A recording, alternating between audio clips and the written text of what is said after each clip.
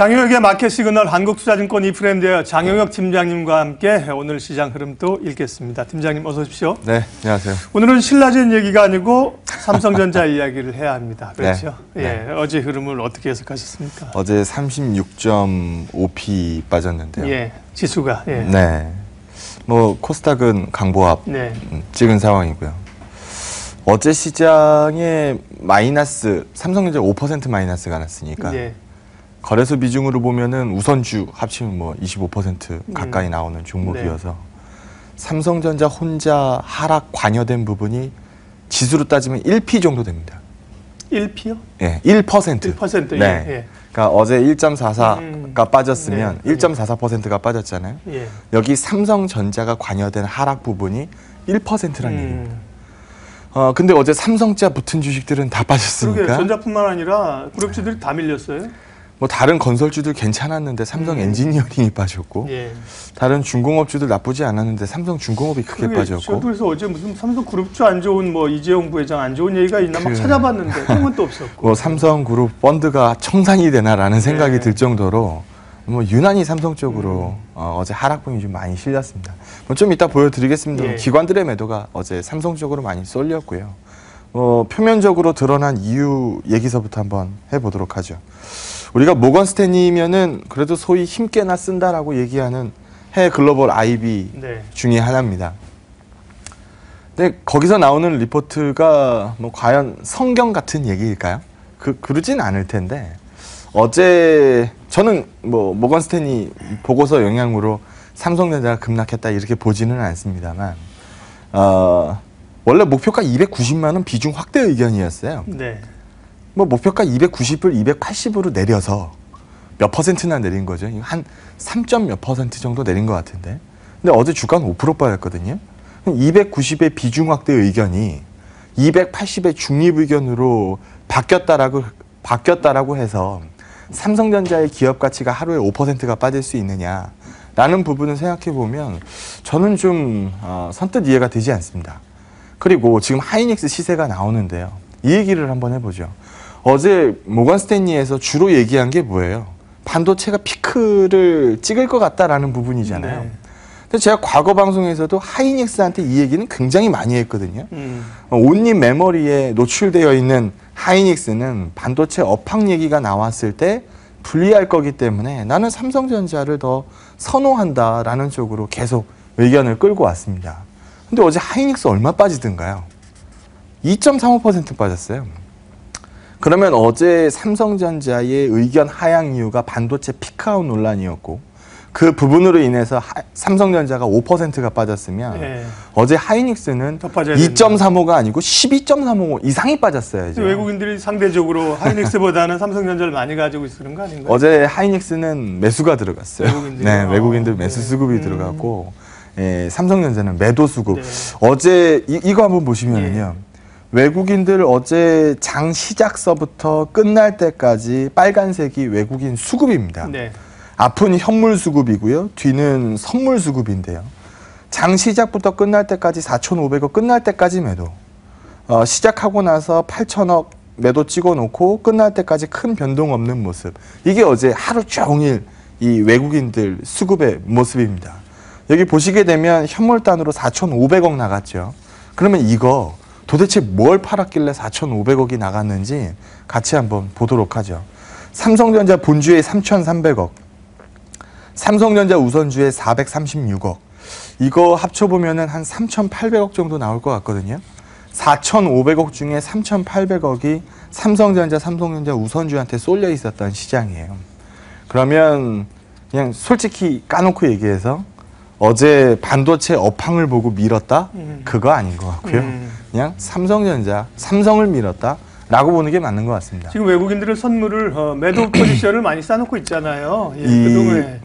저번에도 한번 제가 그 표를 보여드렸었는데 일반적으로 선물은 매도 포지션이 정상이에요.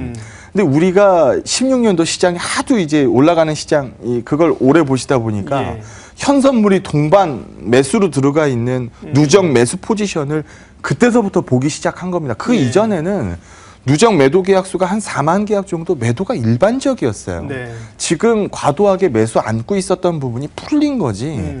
그리고 현물 부분의 사이즈가 점점 늘었기 때문에 거기에 대한 해지 포지션이 잡힌 거지. 선물을 매도로 과한 건 아니다. 예, 계약수가 예, 늘었다라 그래서 예. 그 부분이 뭐 시장의 하락을 얘기한다라고 볼 수는 사실은 없습니다. 예.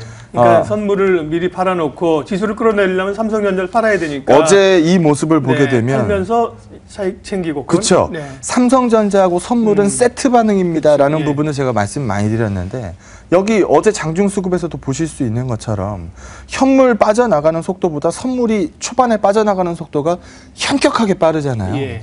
삼성전자 5% 밀어낼 외국인들이었으면 제일 먼저 삼성전자 팔았을까요? 선물 팔았을까요? 선물부터 팔고 보죠. 어제 미결제가 급증을 했는데 어제 신규 매도가 상당 부분 올라탔다는 얘기거든요. 그래서 삼성전자의 세트 반응이 나왔다. 그래서 여기 보시는 것처럼 기관 쪽에서는 삼성전자 매도보다는 하이닉스 매도가 더 많았어요. 그러니까 만약에 삼성전자가 반도체 업황 때문에 문제가 있다라고 보면은 하이닉스를 더 파는 게 맞다라는 시각, 이거는 제 생각하고 동일합니다. 근데 제가 좀 전에도 말씀드렸던 것처럼 글쎄요, 반도체 이 업황 얘기로 어제 삼성전자를 5% 밀었다? 이거는 선뜻 이해가 되지 않고요. 기관들 매도 종목에 보면 삼성중공업, 물산, 전기, 생명, 뭐 삼성 들어간 거는 어제 대부분 다 매도가 잡혀 있는 상태다라고 보시면 될 것 같습니다. 그럼 이유가 뭐냐? 모건 스탠리의 뭐 매도도 아니고 이유가 뭐냐? 뭐 개인적으로 말씀을 드리는 부분은 네. 지금 이건희 회장님 차명 재산이 우짜우짜 해가지고 뭐 삼성생명의 대주주 적격성이 뭐 있네 없네, 의결권을 제한을 시키네 마네, 이런 얘기들 하고 있는 상황입니다. 반가운 뉴스는 아니죠. 네. 또 하나 좀 전에 이항영 의원님도 한번 찝어주셨고 저도 최근에 환율 얘기를 굉장히 많이 했죠. 1090원 밑으로 밀고 내려가는 추가적인 원화 강세룸 커 보이지 않습니다 라는 부분 말씀을 드렸는데요. 그만큼 시장에서 우려하고 있었던 것 같아요. 다음 페이지에서 보여드리겠습니다만 어닝스가 이 하향 조정된다라는 부분에 대한 두려움이 상당 부분 있는 것으로 보여지고요. 과거에 한번 비슷한 코멘트 했어요. 11월은 해지의 결산월입니다. 어느 정도 클로징을 앞두고 있던 상황에서 모건 스탠리의 보고서가 어느 정도 뭐 이 트리거를 당겼다라는 의미 정도로는 해석을 할 수 있지만 뭐 반도체 업황 얘기로 삼성그룹주가 일제히 다 밀렸다라는 부분에는 선뜻 동의하기는 어렵습니다. 하지만 시장에서 나온 반응이기 때문에 이게 정답이거든요. 예. 거기에 맞는 해석을 해야 될 것 같은데요. 지금 보게 되면은 올해 들어서 코스피 26%, 코스닥 26% 사이가 참 좋아졌어요. 얼마 전까지는 격차가 좀 벌어져 있었는데 다 메꿔놓고 똑같은 상태가 됐습니다. 옆에서 보는 것처럼 헬스케어와 IT도 사이좋게 상승률을 맞춰놨네요. 그런데 우리 여기서 이 얘기를 좀 해야 될 것 같습니다. 거래소는 누가 대표 선수죠? 종목이요? 네, 뭐 예. 업종이나 네, 예, IT, IT, 삼성전자 예, 예. 이게 거래소의 대표 종목이고요. 코스닥은 셀트리온, 네, 신라젠, 네, 셀젠진 쪽에서 대표 선수 헬스케어. 얘기를 네. 듣죠. 근데 최근 헬스케어도 어제 헬스케어가 뭐 밀리진 않았습니다만 최근에 변동성이 크죠. 이건 부인할 수 없는 사실 아닙니까? 근데 어제 삼성전자 시세 보셨겠습니다만 저런 삼성전자 낙폭 참 오랜만에 봤네라고 얘기하시는 분들이 정말 많으셨을 거거든요. 변동성이 생기기 시작했죠. 그러면 코스닥 최상단과 거래소 최상단에 변동성이 생기기 시작했다는 얘기입니다. 변동성. 예. 이런 부분들만큼은 에이 뭐 삼성전자 어제 5% 괜히 밀린 거야 이렇게만 읽을 수는 또 없다는 얘기예요. 그래서 가장 경계하는 건 연속성 얘기가 될 것 같고요. 뭐 개인적인 판단으로는 어제 하락이 뭐 선뜻 이해가 되지 않습니다만 수급으로 읽으면 충분히 이해가 되죠. 4,500억 매도 중에 3,800억은 삼성전자 매도를 찍었습니다. 연속성을 보인다라고 하면 이 연속성이 선물과의 세트 반응을 추가적으로 보인다라고 하면 시장은 탄성이 추가적으로 떨어질 수 있는 2,500 밑을 볼 수 있는 시장이 됐다라고 보시면 될 것 같습니다. 예. 원화 강세 얘기 잠깐 하셨는데요. 그 이야기를 좀 이어가면 사실 수출이 잘 되고 네. 또 한국 기업이 좋으니까 외국인들이 주식을 들어오고 이러다 보니까 원화가 강세가 된 거거든요. 네. 근데 이제 그 부메랑이 원화가 강세가 되면 결국 수출주, IT주 부담될 수 있다. 이런 게 이제 어제 삼성전자 하락에도 영향을 미친 거고 네. 추가적인 IT에 영향을 미칠까? 그러면 IT보다는 뭐 내수주를 사는 게 좋을까? 뭐 원화 강세에 대한 아이디어 한번 정리해 보죠.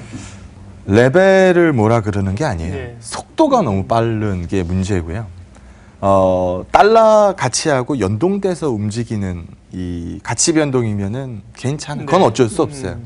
근데 지금 원화 같은 경우에는 단독 드리블입니다. 어제는 3원대 이 환율이 올랐어요.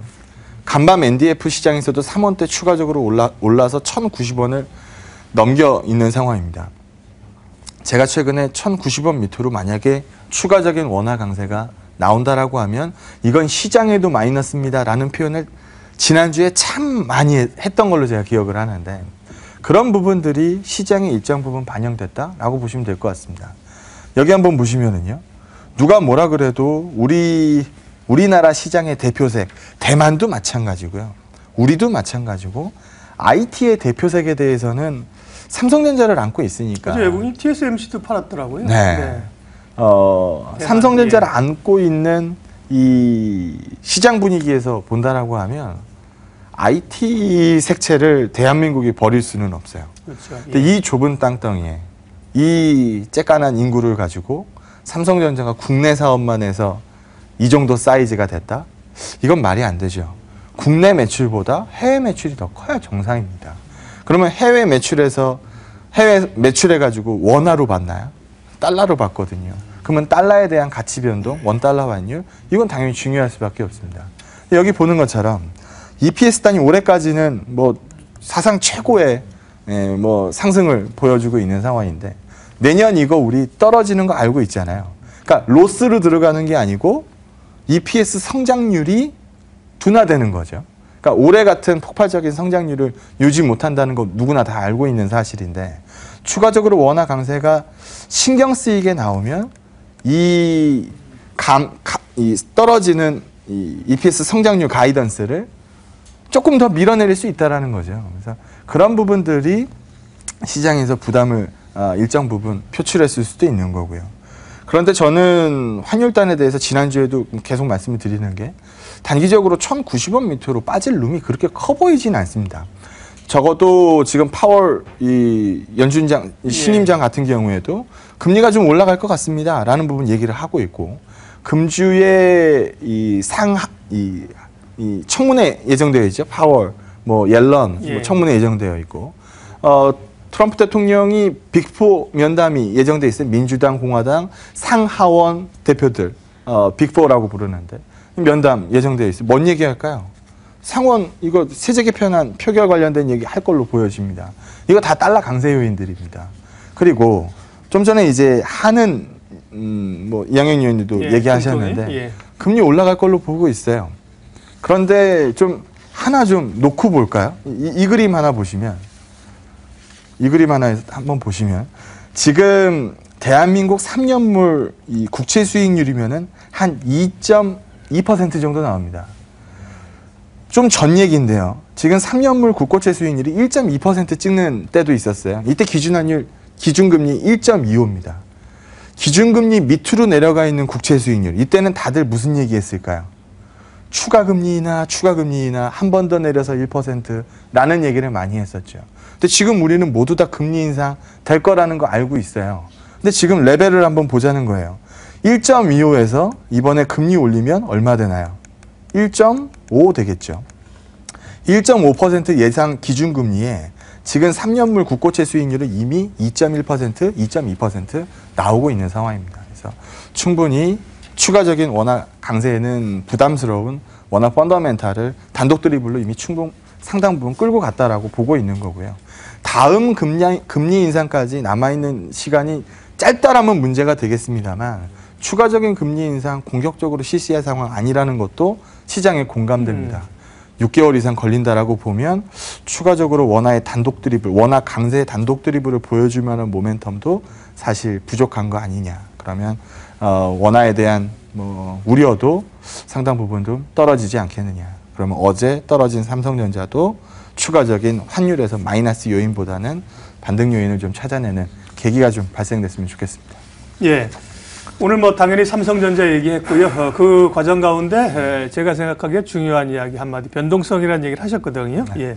정리하겠습니다. 전략. 적지 않은 충격이었고요. 저도 마찬가지요. 예. 저도 당혹스럽고 뭐 헷갈리긴 마찬가지인데 뭐 이 강했던 시세를 어제 5% 부러졌으니까 뭐 빠졌으니까 부러졌습니다. 이렇게 얘기할 수는 없어요. 뭐 적정한 라인을 설정을 해야 되겠죠. 250만 원 깨지면은 사실 기술적으로도 힘들어집니다. 오늘 추가적인 가격 방향성 한번 지켜보도록 하겠고요. 마지노선 얘기는 지금쯤이면 한번 나와야 되는 얘기인 것 같아서 삼성전자 마지노 250, 그 밑은 사실 기술적으로 쫓기는 영역이어서 그런 모습이 현실화된다면 그때 다시 한번 코멘트 드리도록 하겠습니다. 네. 장 시작하면 매일 신라젠이 얼마나 움직이는가 관심사인데 어제 신라젠이 어떻게 움직였는지를 아시는 분들은 많지 않을 것 같습니다. 오늘 삼성전자 역시 봐야 되는 날이죠. 장효혁의 마켓 시그널 한국투자증권 장효혁 팀장님 함께했습니다. 고맙습니다. 네, 고맙습니다.